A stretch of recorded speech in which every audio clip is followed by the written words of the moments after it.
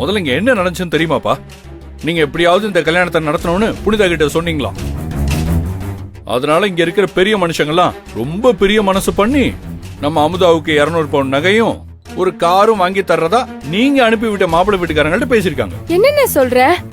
என்னப்பா இதெல்லாம்? என் பொண்ணுக்கு இந்த இடம் சரியா இருக்குமான்னு தான் உங்களை பார்க்க சொன்னேன். உங்களை பேரம் பேச சொல்லல.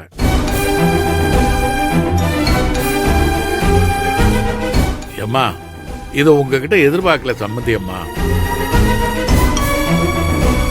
நீங்க என் பொண்ணுக்கு நல்லது பண்றதா நினைச்சு எங்க சுயமரியாதைய உங்க காலடியில போட்டு நசுக்கிட்டீங்க.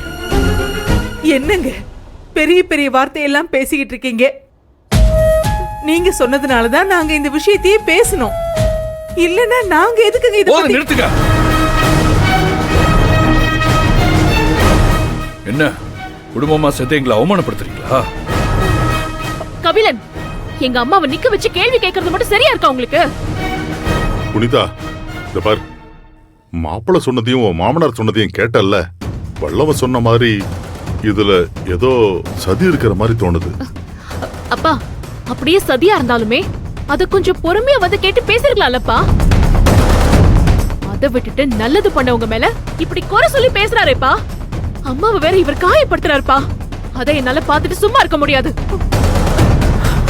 மா, நீங்க அழாதீங்கம்மா. மாமா, எங்க அம்மா மேல எந்த தப்பும் இல்ல. அவங்கள நீங்க காயப்படுத்தாதீங்க.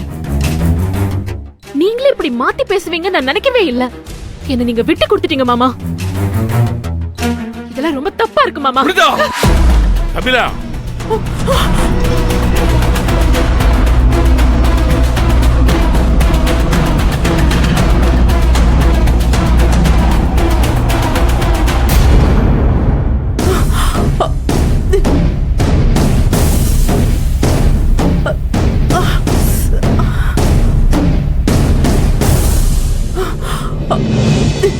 புனிதா, அம்மா,